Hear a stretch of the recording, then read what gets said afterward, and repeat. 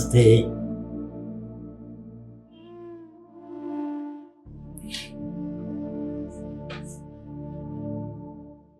Namaste, Hari Om.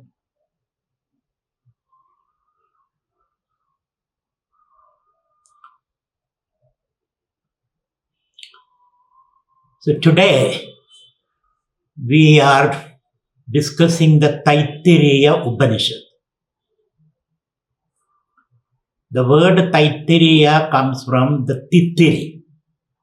Tittiri means sparrows, Tittiri birds. So this is an Upanishad given by Tittiri birds, let's say. So Tittiri stands for certain values. The sparrow stands for certain value. They eat very little. They eat very little. And they fly, they are free. So Tittiri bird is a metaphor for the Rishi. The Rishi eats very little, maybe once or twice a day. And the Rishi is always on the move. Rishandi, Adandi, the Rishi. The Rishi doesn't stay anywhere for long. So when we say an Upanishad taught by the Rishi, it means, the Tittiri birds, sparrows, it means it is taught by the Rishis, who are some of the scholars. And this Upanishad, TAITTIRIYA Upanishad, belongs to or is part of the TAITTIRIYA Brahmana. The 7th, 8th and 9th chapters of TAITTIRIYA Brahmana, which belongs to the Krishna Yajurveda. These details may not be interesting to you, but I have to say all this. And this Upanishad has got 3 chapters. And the first chapter is called Chikshavalli. This is a pretty long Upanishad. Second chapter is called Brahmanandavalli. The third chapter is called Bhriguvalli. Bhrigu is a student, goes to his father and asks some question. That's a Bhriguvalli. So 3 chapters. Almost 40 anuvagas or paragraphs. It's a very long Upanishad. And this Upanishad belongs to the Krishna Yajurveda, it has got its own Shantipat or peace invocation mantra, which I am going to chant.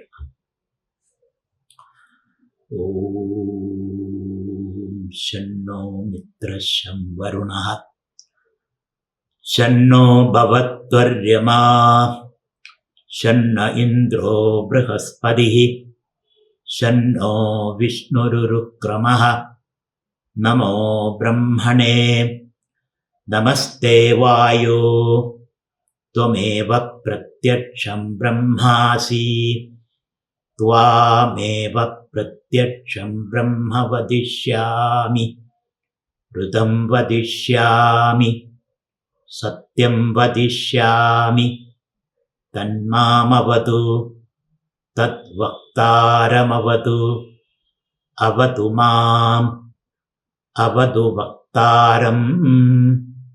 Om Shanti Shanti Shanti. May I be receiving the blessings of all gods. May I live the life of truthfulness and harmony. May gods protect me and my preceptor. Peace be, peace be, peace be. That's the Shanti. The first chapter, of this Upanishad. So I told you there are 3 chapters. The first chapter is called Shikshavalli. Shiksham Vyakyasyamaha Mandraswaraha Matra Balam Samasandhanaha Ityukta Shikshadhyayaha. So Shikshavalli makes sure the teacher is making sure the student understand the language in which the teacher is speaking. Suppose I speak in English and you are a Chinese who has no clue about English, then nothing will be understood. The first thing teacher has to say, do you speak my language? Student says, yes, I have studied all this, that's why I am here. So when you speak Sanskrit, you have to speak it properly, because Sanskrit is a healing language. It invokes your kundalini or energies. When you speak Sanskrit properly, for that matter, any language, this is properly, it gives you a healing effect. So when you speak Sanskrit, you have to follow the rules. So, Chicham says, Varna, Soraha, we must be able to articulate every Varna, every syllable properly. You cannot follow syllables. Similarly, Swaras. Swaras mean the different pitch, high pitch, low pitch, middle pitch. And Matras, the length of the word and the length of the syllable. There you have to say you have to say that. Not just long. Similarly, pitch. Ma. Like the Chinese. That also you have to say properly. So the sound has to touch various parts of the vocal cord before you become a Vaigari, you bring it out. So it is a whole body has to participate. When you utter a word, it is not just from the lips. Hinaswaram, you have to, the whole body, so that your whole energy will awaken when you speak the language. So too, you should not swallow words, swallow sounds. Every sound is to be articulated. Bhaja Govindam, Govindam Bhaja Mudhamade. Not Bhaja Govind, not like that. Every word is to be, every syllable is to be articulated. Then it becomes a healing effect for you. So the teacher makes sure the student is well equipped with the language. So the earlier portion of the Veda, we have seen mantras and rituals and all that. This man has done all that. Now he is tired of these mantras and rituals, and now he is coming to the meditations. So the first chapter of the Upanishad gives you 5 meditations. So I'll just give you the names of that meditation. First meditation is called Samadhi meditation. Samadhi means a collection of objects and their relationship. That is called Samadhi. The second meditation is called Vyavrudi meditation. So just write down these names at least, because I may not be going to all these meditation. I will give you one meditation which will represent all other meditations. So second meditation is called Vyavrudi meditation. The third meditation is called Pangta meditation. When you read Upanishad, this particular Upanishad, you will see all these meditation. Pangta meditation. The fourth meditation is called Om meditation. We have seen all kind of Om meditations.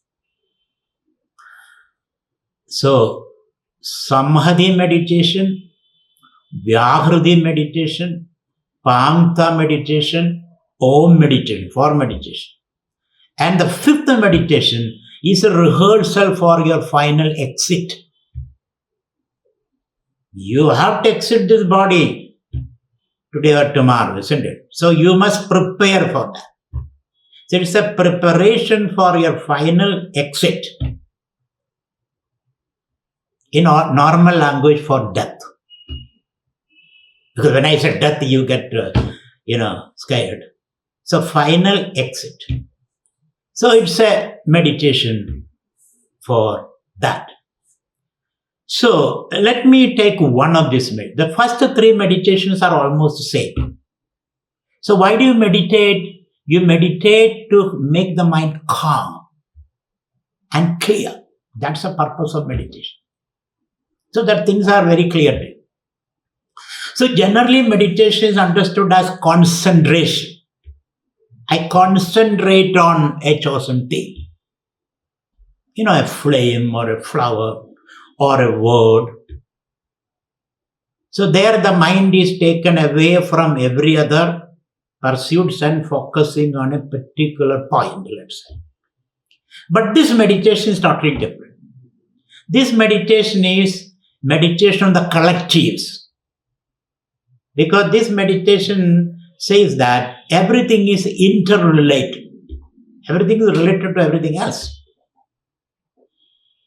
You cannot escape from that.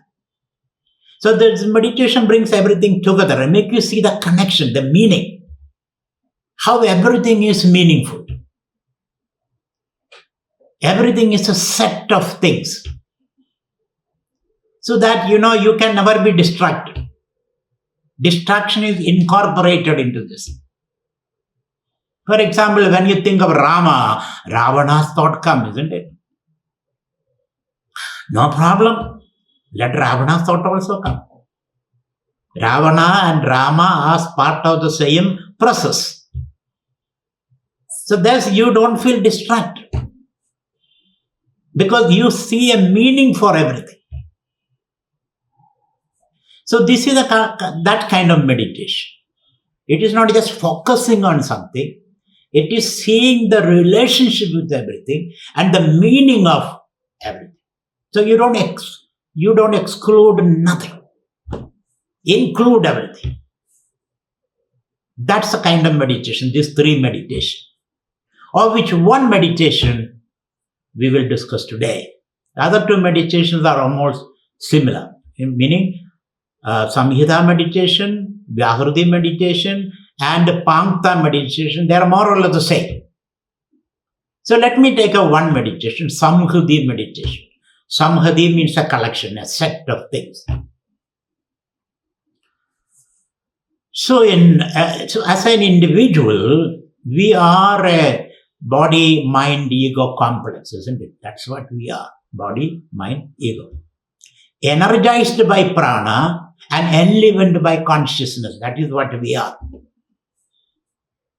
A body, mind, ego complex, energized by prana, enlivened by consciousness. That's what we are as an individual. So this individual is a product of a set of objects and their relationships. That is what this meditation says. So you have to understand yourself as a body, mind, ego complex, as a product, as a final outcome of a set of objects interacting each other. That is what you are. So first of all, you have to envisage yourself a body, mind, ego complex, energized by prana, enlivened by consciousness. That is what you are.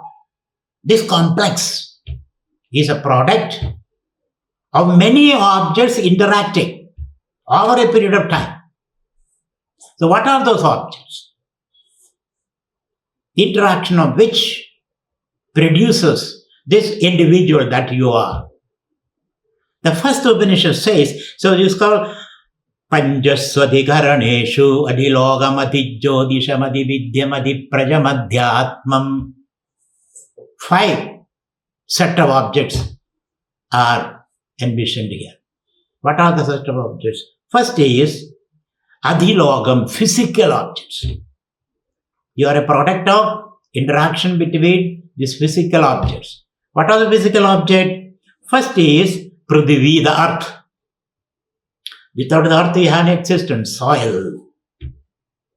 Earth.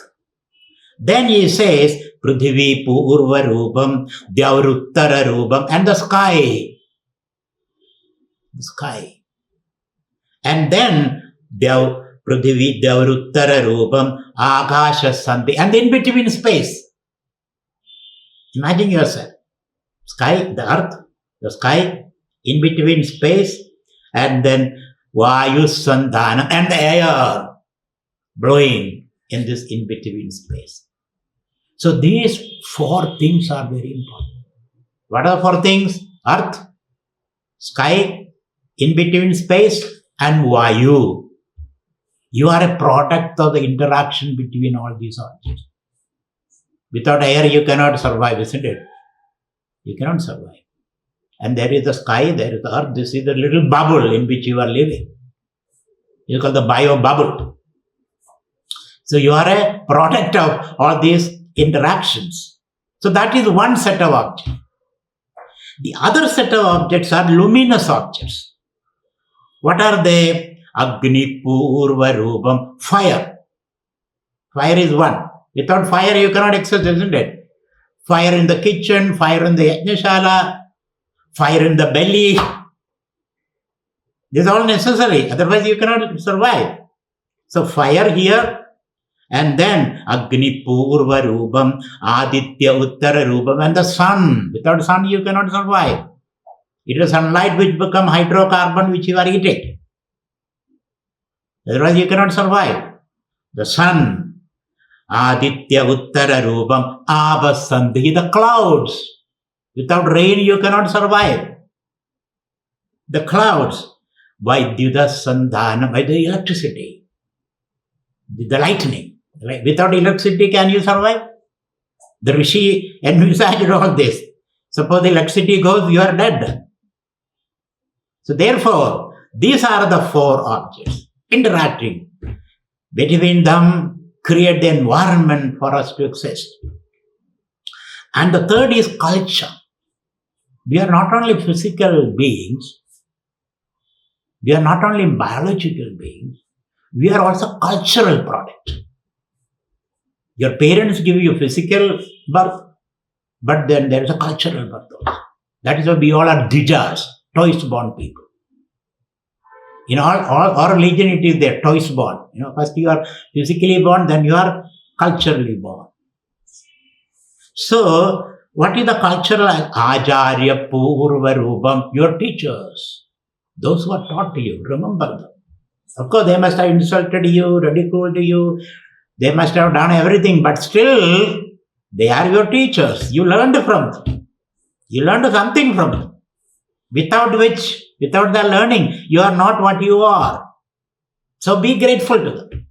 Acharya Purva Rupam. Then, Ande Vasyuttara Rupa. And you have been a student. So, remember your student, that development as a student. Even now you are a student. And the whole life you will remain a student. There is no end to learning. So be a student all the time. Ande Vasyuttara Rupam Vidya Sandhi. And what connects? What brings the teacher and the student together? Vidya, learning. Vidya, learning brings you together. You have a desire to learn. The Guru has the capacity to teach. So the desire to learn brings you together. Vidya, knowledge. Desire for knowledge.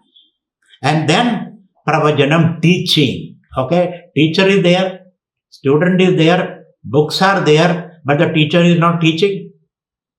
Then it doesn't help. The teacher should teach. That is the connecting link.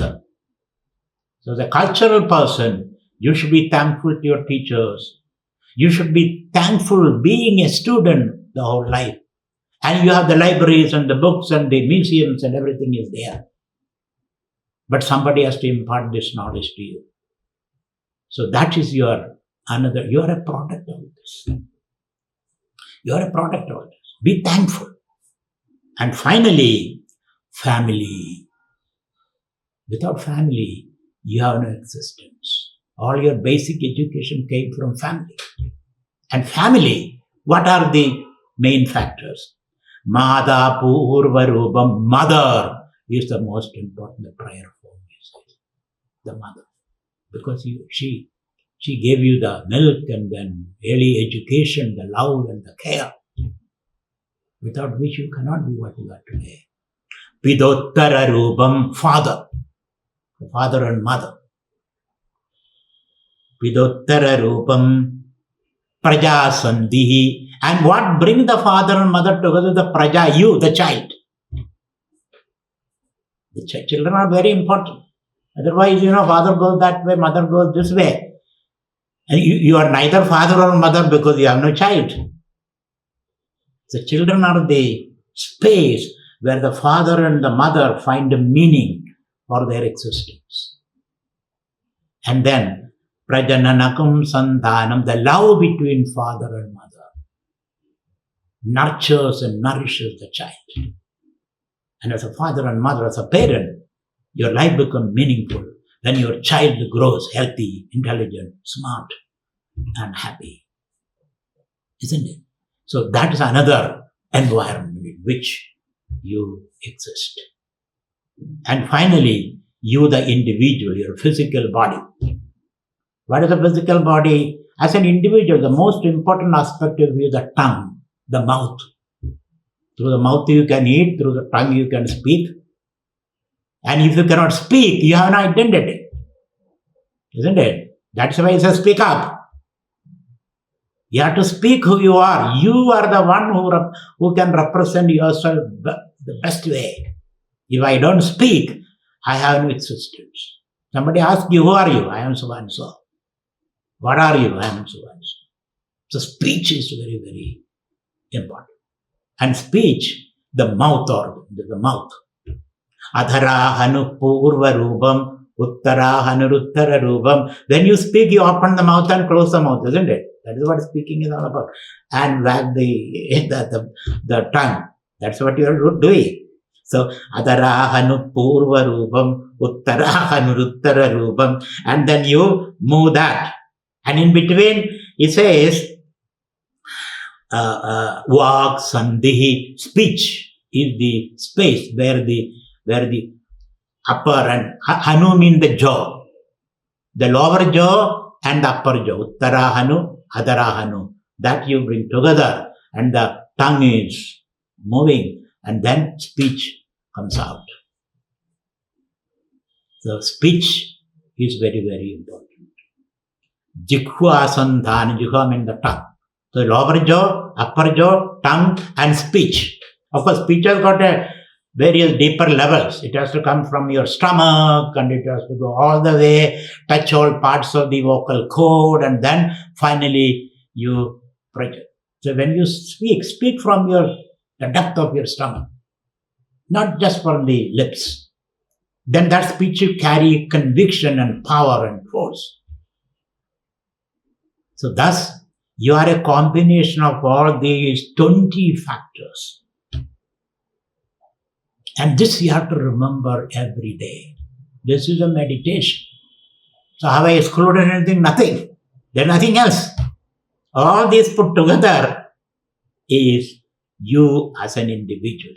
Of course, these are all substrated in consciousness, Brahman. That is a different story altogether.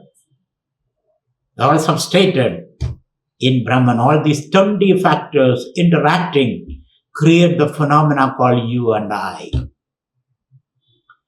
So that is one meditation. And so 2 more meditations are there similar to that. So I am not going to that. Similar to that, 2 more meditation. And then the Om Upasana, Om meditation. What is Om meditation? Using Om in all your interactions. Begin your day with Om. Om is a facilitator. Is an oil. Using it. Because in life we find a lot of difficulties, obstacles and mental, psychological, outside.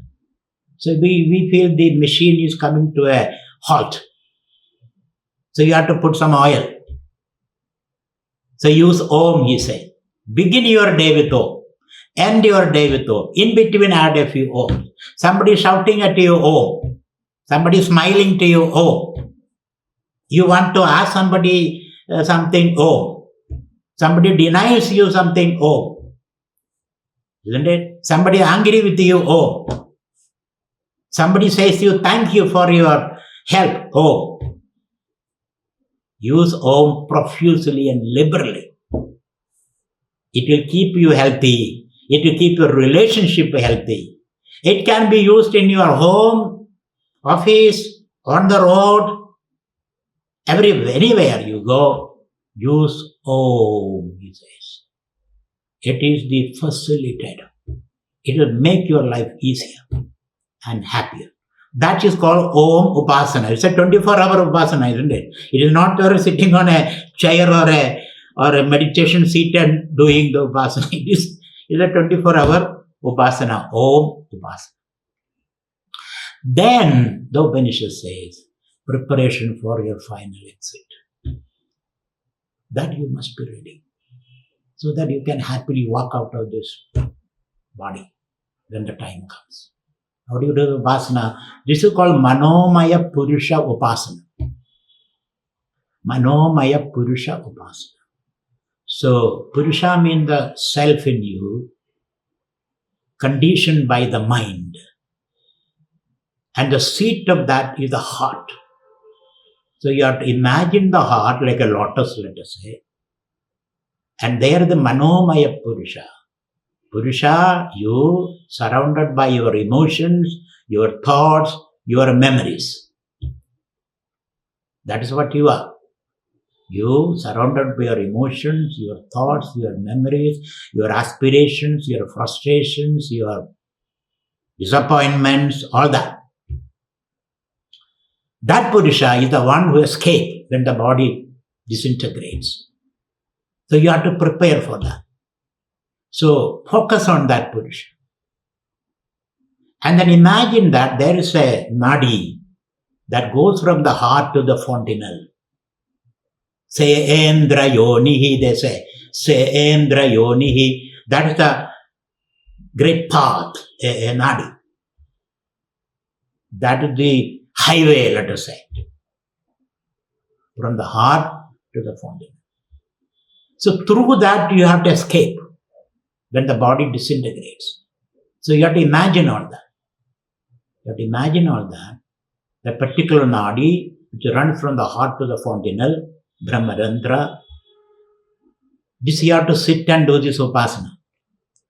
And then the Manomaya Purusha, the Purusha you surrounded by your emotions, thoughts and aspirations, frustrations, etc. escape from this when the body disintegrates. Because the body is no more functional. You are vacating. Your lease is over for this body. So you are vacating. If you don't vacate, you will be thrown out. Then you are nowhere to go. Isn't it? So you better prepare now. So I am preparing for that.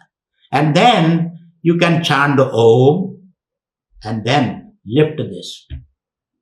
And when you go out, you have to imagine your body become ashes, isn't it? Agony. Your body is cremated, put in the fire. It becomes ashes. And your prana, what happens to your prana? Prana joins the samashti prana. What you breathe out is breathed in by the trees around you. That also. Then your mind goes to Aditya, the sun, he says. The sun. What remains is that reflected consciousness in you. That goes to Brahman, the Supreme. That goes and joins the Supreme Brahman. This way we have to meditate. Then death becomes a happy experience because you are well prepared. The body becomes ashes. Prana joins the samashti prana. It's taken by the trees around it. And your mind joins the sun. And your self, it joins the Brahman, Supreme Consciousness.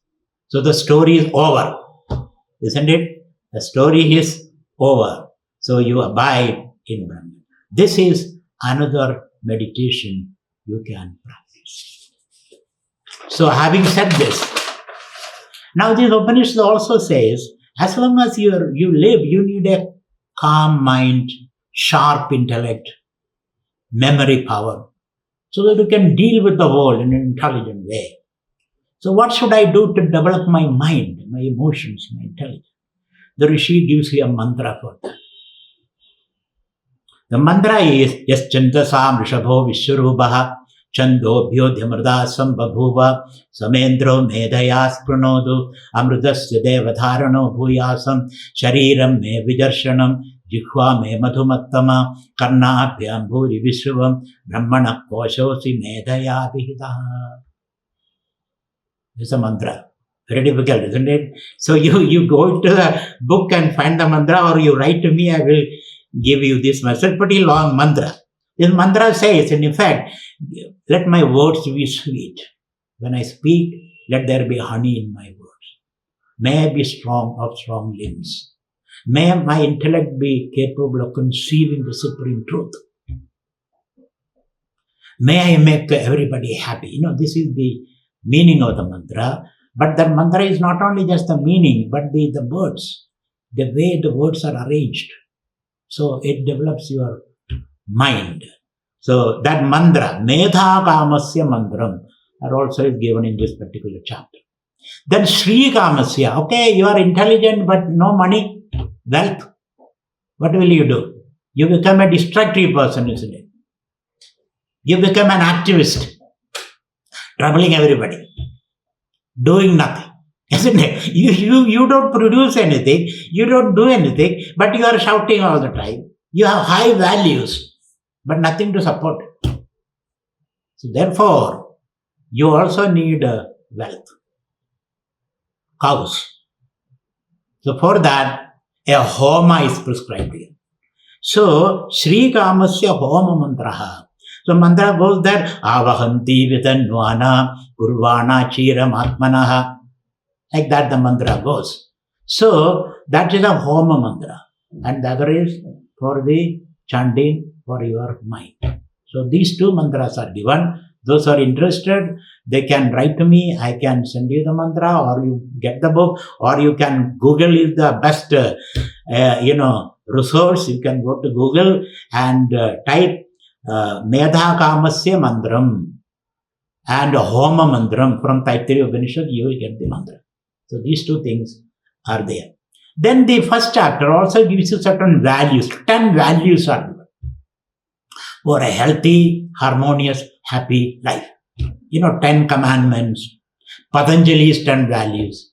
This Upanishad also gives you 10 values. We need some values to live by. Otherwise, we are just impulsive people. The impulses have to be moderated by values. So what are the 10 values living which you will be able to live a happy, healthy life? The first value is rhythm. Rhythm means harmony. There is a harmony in this world. Everything is harmonious. So your life also will be in tune with that harmony. One is rhythm, a rhythmic life, a harmonious. So always see your life is in harmony. Harmony with your mind, your emotions, your thoughts, your intentions, your words, your actions, your deeds, and your relationship. Is there a harmony? Or do you feel jarring notes? Harmony is very important. Otherwise, what is the meaning of living? All the time fighting and unhappy. So lead a harmony. Just a little bit of give and take. That's what harmony means. Little bit of trade-off here and there. Cutting certain edges. So that you live a harmonious rhythm. That's a very important concept. Are you creating rhythm, harmony in life? Sometimes you have to surrender, sometimes you have to assert, sometimes you have to step aside, sometimes you have to step forward, sometimes you have to speak up to your mind, sometimes you may have to wait for your time. That will make your life a harmonious way, which is very, very important. You cannot have it all the time, all that you want, because others also are there, and resources are limited. Limited resources, limited time, and many people are there. They all bring their desires. So it is very important that you have that theory of mind, understanding the other person, understanding the need of nature. So harmony, sustainability. The second is Satyam. Satya means truthfulness. You speak what you think, right? Truthfulness. Second value. Third value is Tapaha. Tapaha means reduce your needs. Create your own energy. You don't have to eat a lot of food to create energy. But in fact, if you eat more than you lose your energy. The whole energy is used up in digesting what you eat and then storing it here and there unnecessarily. Isn't it? So you can create your own energy. Tapa. Reduce your needs. Swadhyaya pravajanam. Always become awareful of your thoughts and your emotions and all that. Be aware. Be awareful of the content of your mind. What is going on inside? That's called Swadhyayam. And then Swadhyaya also means study of the scriptures. Because you need some kind of guidance to live life.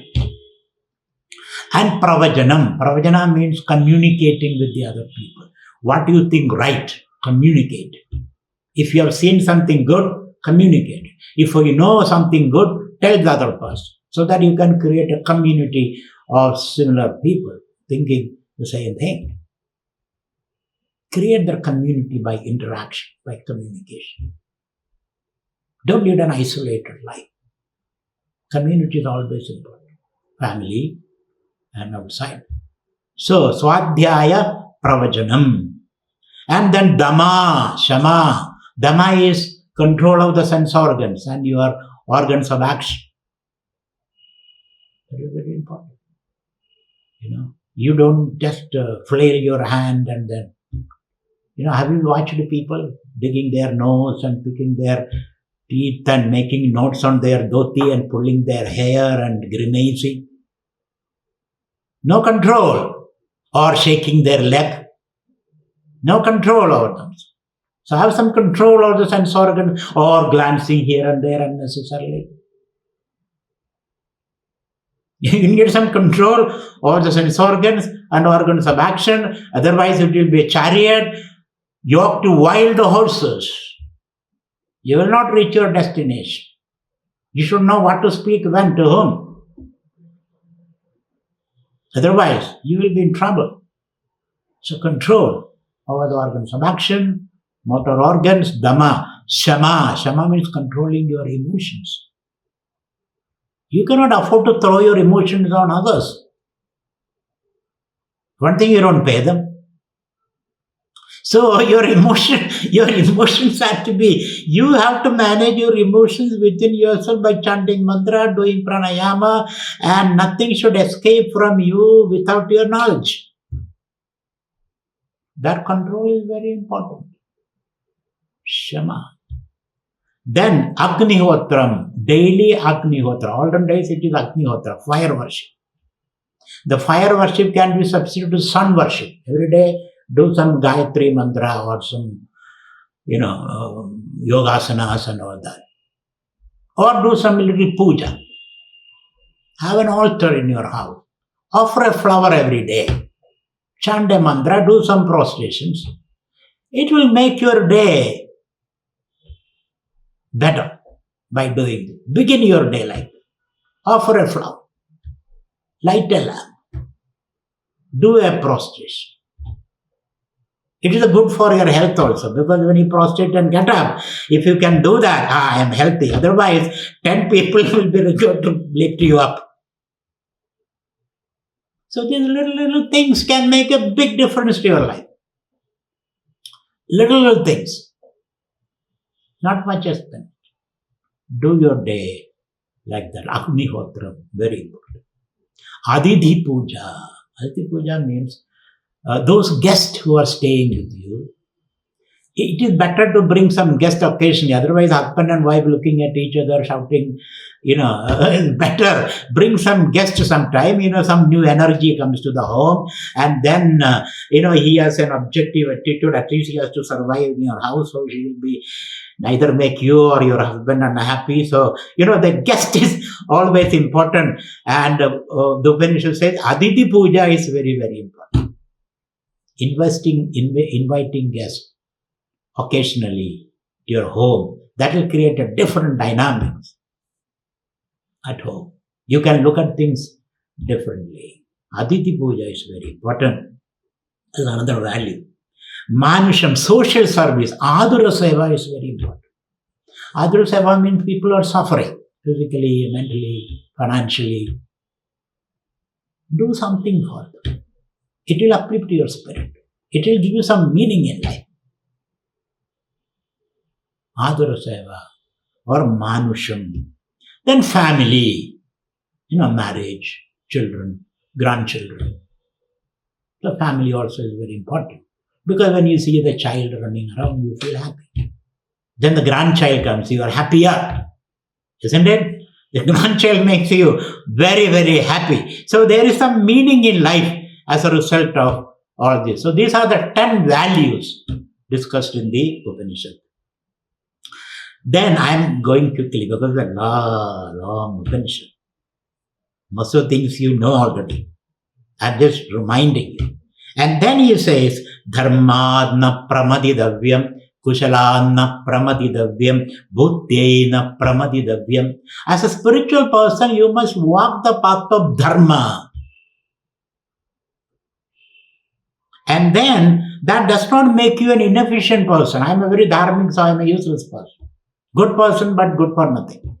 Don't become like that. So he says, walk the path of dharma, but be very efficient, very protective, very useful. Kushalam. Kushalatam is very important. That is one test of your spirituality. Are you able to do things efficiently? Then bhutye, prosperity. Prosperity is also very important. Prosperity does not mean a lot of wealth. The kind of energy you create. Wealth also is important.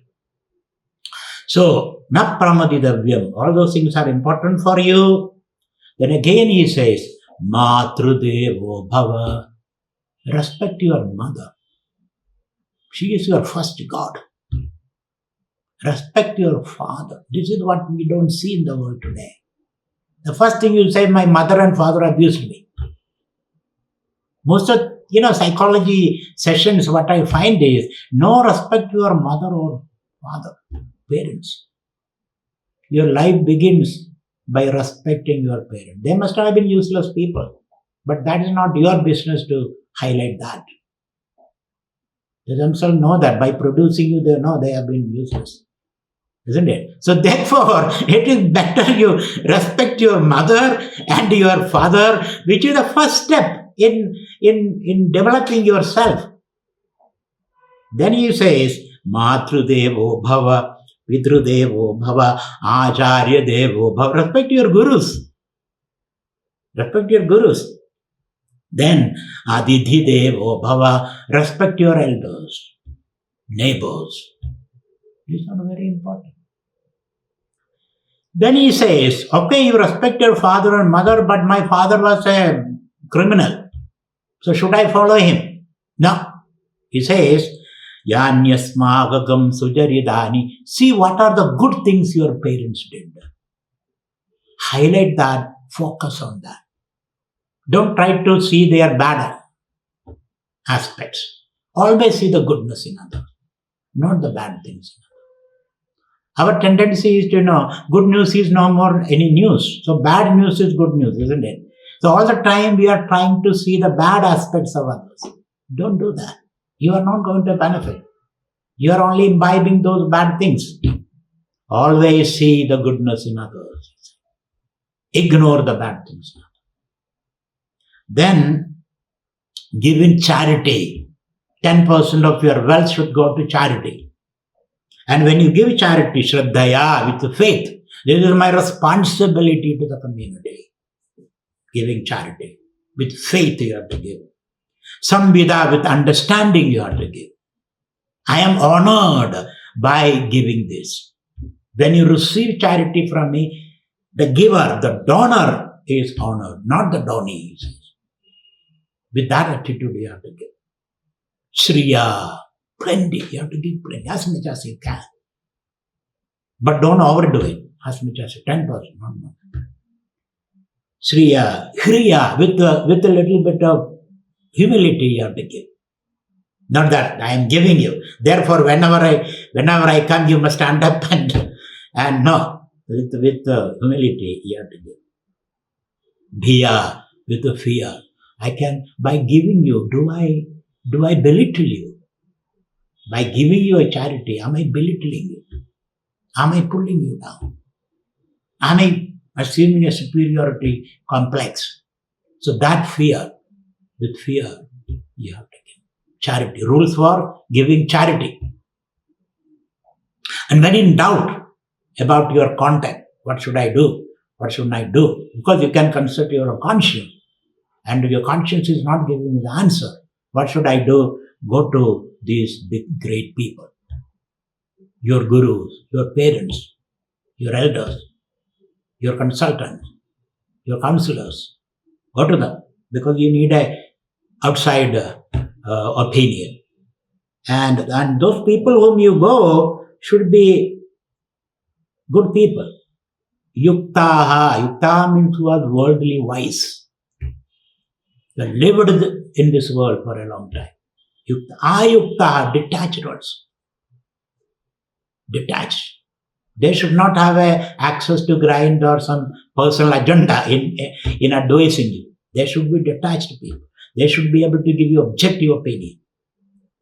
Dharma kamaha.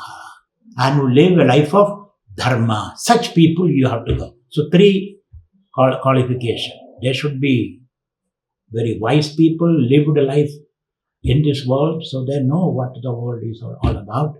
They should be detached so that they are objective, and also they should have walked the path of dharma. Such people go, take their advice, they'll give you the right advice, and then again finally consult your conscience. So this is the first chapter of the Upanishad. Now the second chapter of the Upanishad. The second chapter of the Upanishad begins with Brahmavida apnoti param tadesha bhikta satyam jnanam anandam brahma yo veda nihidam guhaya parame vyoman so osnude sarvan kaman saha. He says, Brahmavida apnoti param. Knower of Brahman attains the supreme. This is a great proclamation. When you know Brahman, you have arrived. What is Brahman? Yo Veda Nihidam Guhayam. You are that Brahman. I thought I must run all around and find out that Brahman. No. Sit down. Close your eyes. Reflect. That Brahman is not anywhere there. You are that Brahman. Meaning, when you know yourself. Yo Veda Nihidam Guhayam. And what is that Brahman? Satyam Jnanam Anandam Brahma. Brahman is Tat Satyam. Satya means existence, the truth. And existence has a quality of knowing. Existence knows itself.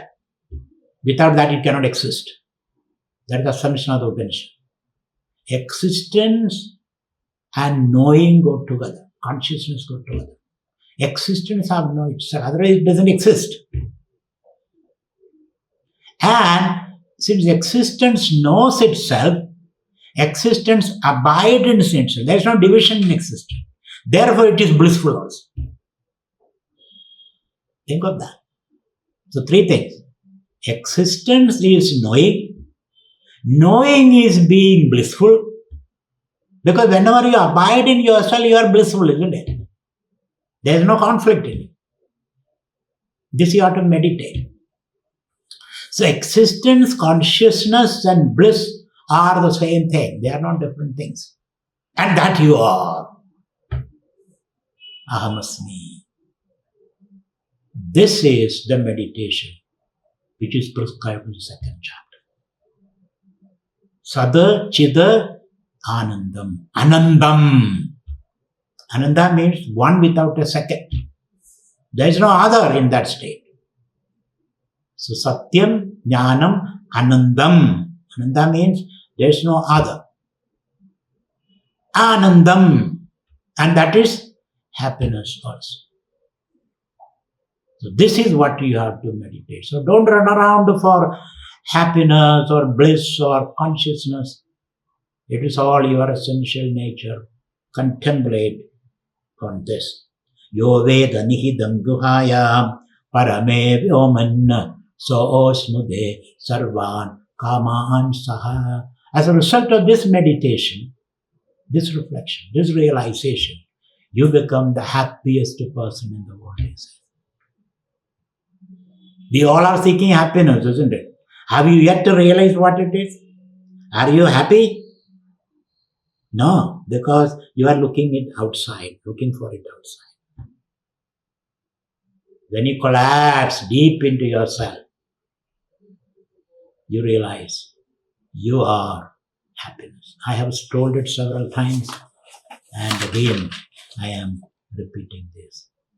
So all your knowledge comes from that, all your happiness comes from that, your existence is that, and you are that. And from this Brahman, the Upanishad says, Tasmadva edasmad atmana agasha sambodha. From this Brahman comes the Srishti.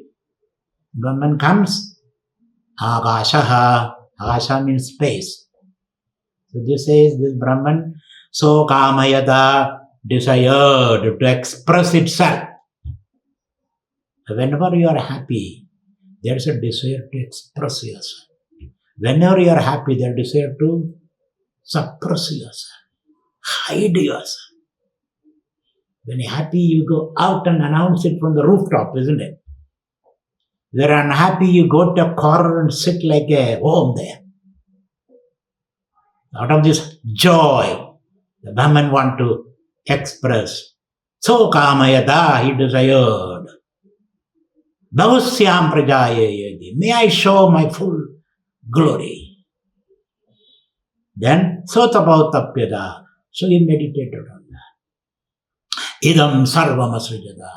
He created everything. Material objects, mind. Then after creating, so tasrishtva tadevan pravishada. He entered into it as you and I. These are all requires a lot of contemplation. I am just running through all this. So now you are sitting here. So you created the field for you. The outside world and the mind and the interactions. We have already seen it in the last lecture. Then you entered into it and now you are experiencing. I become the speaker, you become the listener. Both are Brahman only. Think of that. So, tasrishtva tadevanupravishad. So how did he create? First agasha, agasha sambodha, space, agashad vayu, air, vayu agni, fire, agni rabha, water, from water, earth, prithvi, from earth, oshadayad, the forest, plants, and from the plants, annam, food. From food, your physical and mental bodies. What a beautiful analysis, isn't it? Genesis, the creation. Now you are this physical body, mental body, memory. These are all born of food. And food, the source of food is Vanaspadaya, the trees. Source of trees, earth, water, fire, air, and goes like that. So, at this Purusha which you are now we come to the Panchakosha Viveka. This Purusha has got 5 dimensions. You have got 5 dimensions. What are the 5 dimensions? One is the physical dimension, physical body. It's called this is called Annarasamaya, Annamaya Kosha, the physical body, Annamaya Kosha. The Annamaya Kosha is a modified food. That's how Annamaya. Whatever food your parents have eaten, they become sperm and egg. Then you eat your own food. Then, one cell become 125 cells, and then from there various other cells, all that. Stem cell, 135 stem cells. Then various other cells. Then these cells specialize. Now you this complex entity sitting like a question mark. Isn't it? So that is what you are. Annamaya Koshaha. You are modified food. Then there is another dimension in you. What is the other dimension? The Pranamaya Kosha. The physiological body. The physiological body is made up of prana, vyana, apana, samana, udana. What are these? Ability to ingest, ability to digest, ability to distribute what you have digested, ability to assimilate what you have been distributed, and ability to excrete. These are called 5 pranas. Think of that. That is another dimension of your personality. You are a very complex person. You look so innocent, but you are not. You are a very complex person, he says. So the physiological body. Now there is an emotional body for you. These are all inside it goes. An emotional body. What is the emotional body? Your emotions are all formulated during the first 12 years of your life in the family. Your basic appetites, your desires, your needs, everything is, your emotional body. You are emotional people. Your intellect comes later. So that emotional body is a modified, is a product of your family environment. Your father, your mother, your uncles, your sisters, your whole environment, the first 12 years. That is why in India, the first 12 years, the children are made to by heart all the Veda mantras. 12 years. You have to by heart. You have to commit to memory. Your brain cells have to be developed that way. So that your emotions are purified. Otherwise, you go wild. Most of the problem with the modern children are that they're wild. No control. So by studying, memorizing these things, memory is to be developed. So in ancient days, children could recite all the 4 Vedas, or 1 Veda, or 2 Vedas, or at least teach them Gayatri Mantra. At least teach them Om chanting, so that they purify their emotion. They have a control over their emotion. So he says, the Manomaya Kosha is made up of Yajurveda, Rigveda, Samaveda, and Adesha. Adesha means the instruction from the teachers. Adharvangira Satpucham Pratishta. Adharvangira is the one who gave the Vedas. So in your culture, in a Christian culture, it could be the Bible, the Socrates, the Greek civilization, all those things. In Islamic culture, it could be the Quran. Let me make it a universe.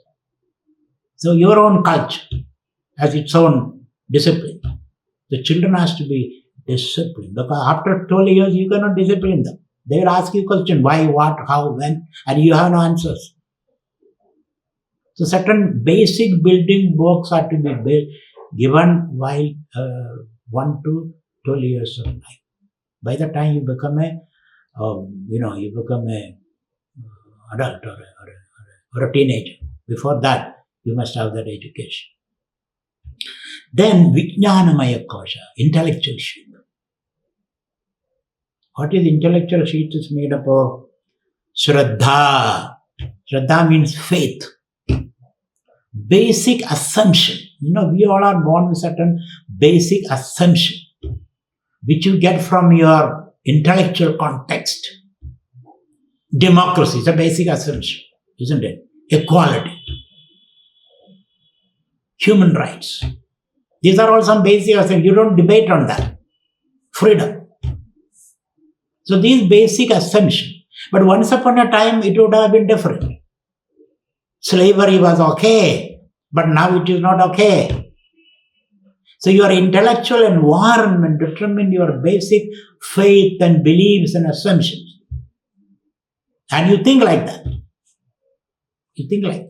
So what are your intellectual basic background? Then rhythm. Rhythm means harmony, peace. Harmony is very important to lead a happy life. So your thinking should be always harmonious. Take the other also into consideration in your thinking. That is called rhythm. Then satyam, honesty. Of course, intellectual honesty is very important. Then yoga. Yoga means discipline, certain practices for the body and mind. So, all these are your intellectual personality. Then your Anandamaya. Anandamaya means, ultimately we all are seeking happiness, isn't it?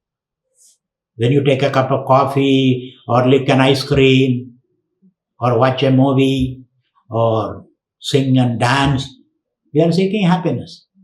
So there is a happiness body also in you. Of course, there is in between pain also.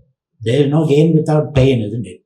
So a happiness body. The happiness body is described as Anandamaya Kosham. Anandamaya Kosha is attained when you get something which you dearly want. When you want something and you get it, you are in a relative state of happiness. At that time, there is no desire, temporarily. When you sip a cup of coffee or lick an ice cream or play with your children or watch a movie or read a good book or sunrise, moonrise, isn't it? Or a good bed, you are sleeping. There is a certain joy. Mind is calm. But that happiness, where is it coming from? It is coming from a higher source, he says. It is a reflection from a higher source. Therefore, Anandam. So, Priya, Moda, Pramoda, Ananda and Brahma, he says. Priya means you see something which you like. Then there is a certain happiness. Then when you hold it, there is a certain happiness. Then we enjoy it, there is a certain happiness. Isn't it? So at that state, where do you get the happiness? Not from the object. Because if you get happiness from the object, as you can keep on holding that object, isn't it? How long can you hold it? After some time you say, leave me alone.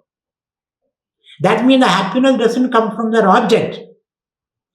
When you get an object that is a temporary relief from desire, and the mind is relatively calm, then it reflects the Brahmanandam.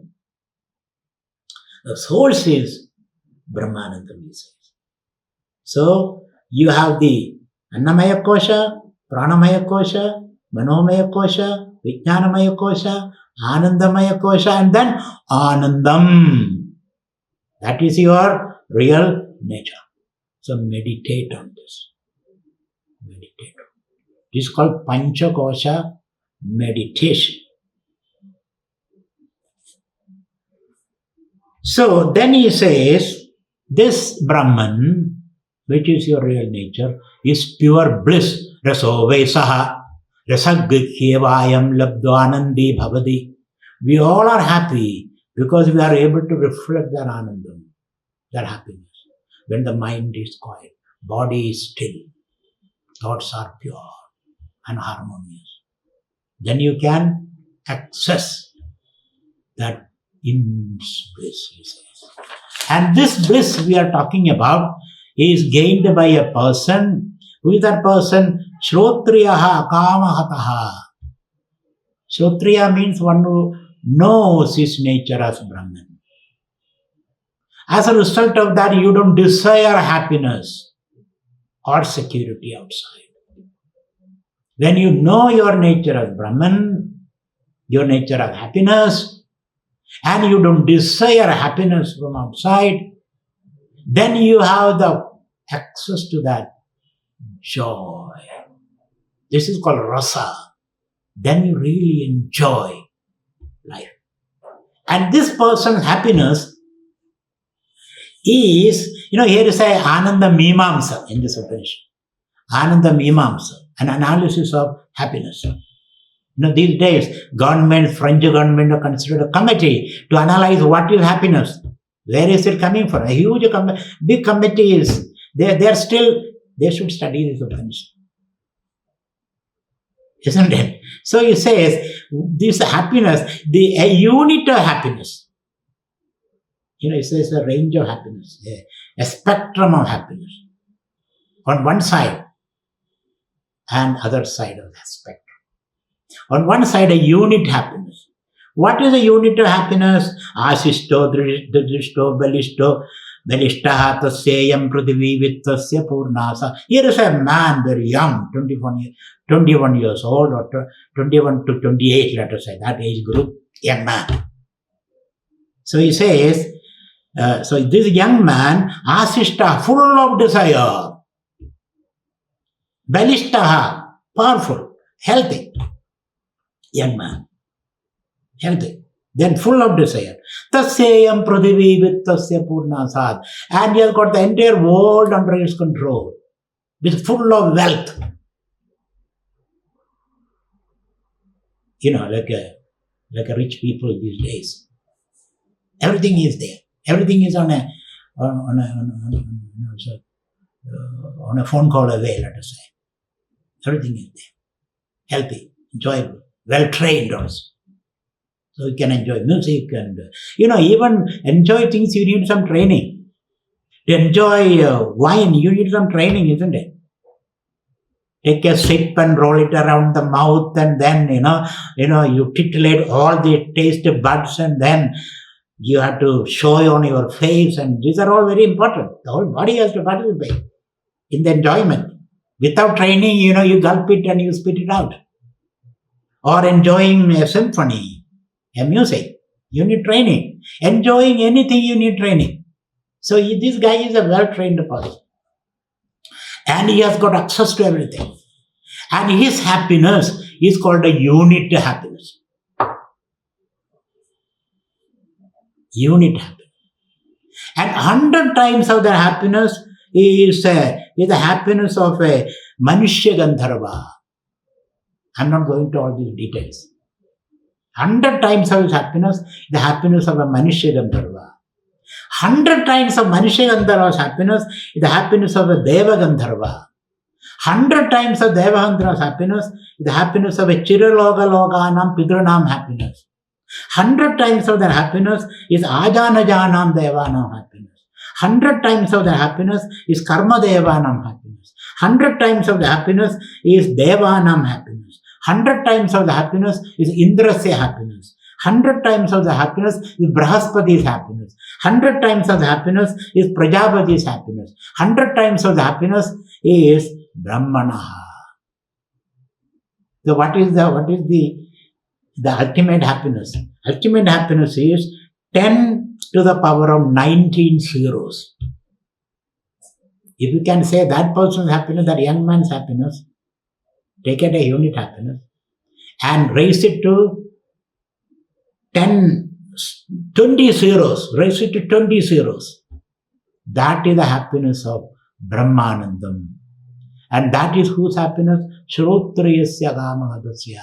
One who has understood his nature is Brahman and who does not desire happiness. Your happiness is this. What a beautiful thing is it. What a wonderful thing. I never knew any of this. So once you do this, once you know this, you are a full-fledged individual. No more guilt. Otherwise, all the time I did that, I did not do that. Why did I do that? No more guilt of the past. The past is completely integrated into your system. It doesn't sit like a load on your head. You have learned from the past. You have become a wise individual. No fear thereafter. No fear of it. And you nurture and protect the self. Your self cannot be hacked by anybody anymore. Because you are gone beyond the brain. Your brain can be hacked. Your emotions can be controlled. No, nobody can hack you. No AI can hack you. You are unhackable. Nobody can manipulate you thereafter. You are your own master. Now, Bhrigu means a young student. Hearing all this, approaches his master and asks him, please teach me the Brahman. Now I am inspired. Please teach me the Brahman. Bhrigurvai varnihi varunam pidaram upasasara adihi bhagavo brahmedi. And teach me the Brahman. And the Guru says, Yadova imani bhudani jayante, yena jadani jivanti, yat prayanti abhisambhishanti, tat brahmedi.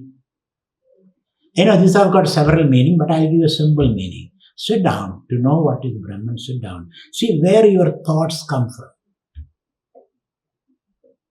And the center of your thought is I thought. So sit down, close your eyes, and try to see where your I thought comes from. I, then everything else. Where does it exist? Where does it go back? That Brahmedi, that is Brahman. It's a simple way I'm explaining it. You can know that, isn't it? Many thoughts, all these thoughts, the fundamental thought is I thought, isn't it? When you wake up early in the morning, I am thought comes. Then I need a coffee, thought comes. Then you jump into the kitchen. Then there is no sugar. Then jump into the car. Go to the mall. Then there is a strike. You are not able to go there. Then you blame the government. Then you become an activist. Isn't it? The whole drama developed from there. So, think like this. Where does it come? That Brahmedi, that is the Brahman. For this you need tapas. Ramana Maharshi says the greatest tapas is trying to see where thy thought come, exist and abide. That is the greatest tapas. There is no other tapas. So, and then this boy, first he thought my food is Brahman, because from food everything comes, everything exists in food, everything goes back food. Then he thought prana is Brahman. Then he goes on and on analyzing. Finally he understands Anandam Brahme Divyajanad Anandadhyeva Kalvimani Bhudani Jayante Anandena Jadani Jivanti Anandam Prayante Visambhishanti. Ultimately everything is born of Anandam, joy, bliss, existing bliss. Goes back to bliss. He realizes that. So that's it. And then some more values are given in the Upanishad. He says, Annam Nanindyat. The foundation of everything is food, he says.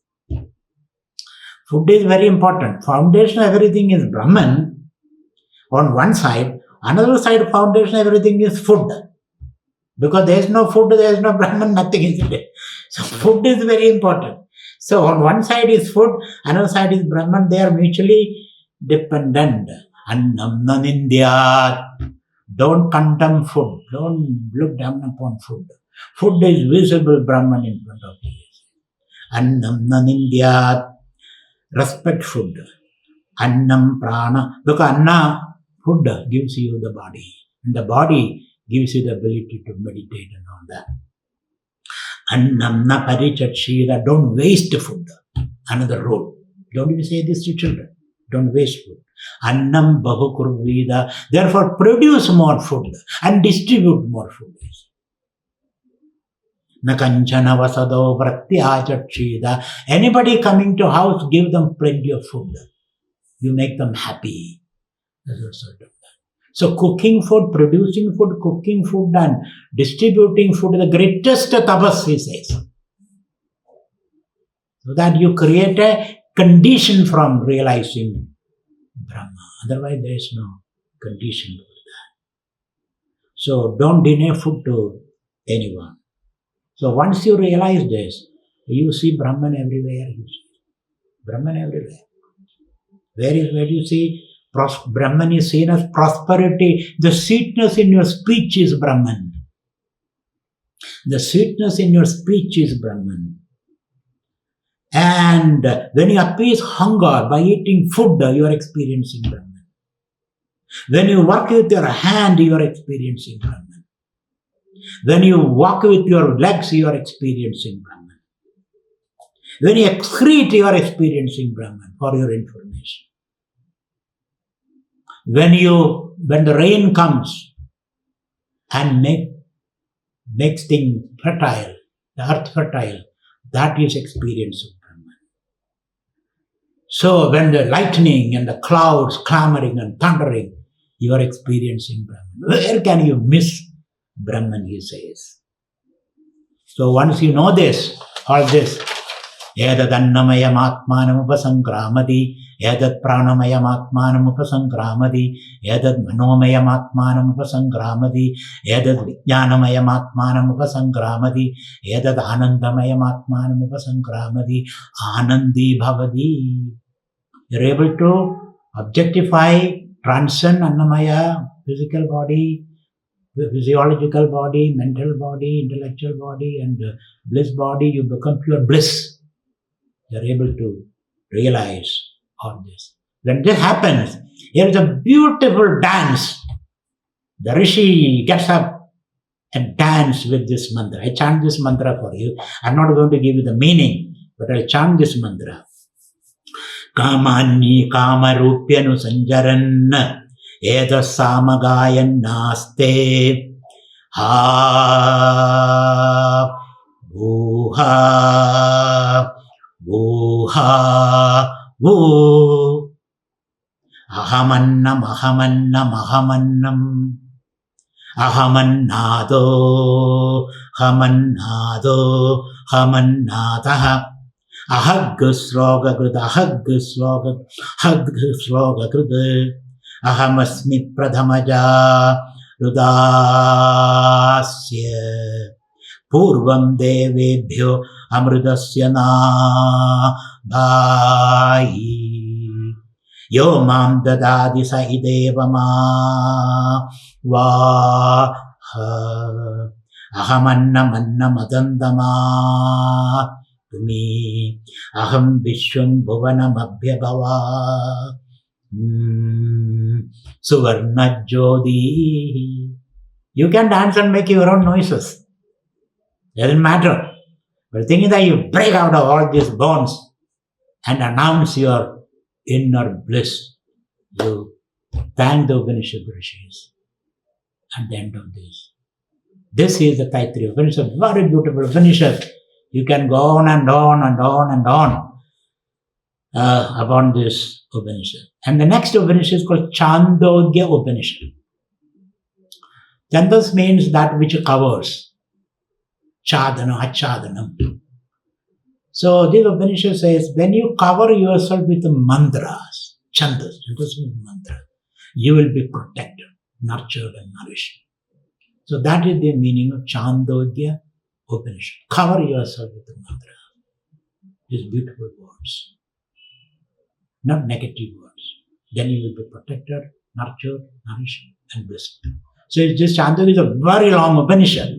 So I'll be putting, cherry picking from here and there and give you a taste of the Chandogya Upanishad next Saturday. Till such time, thank you very much.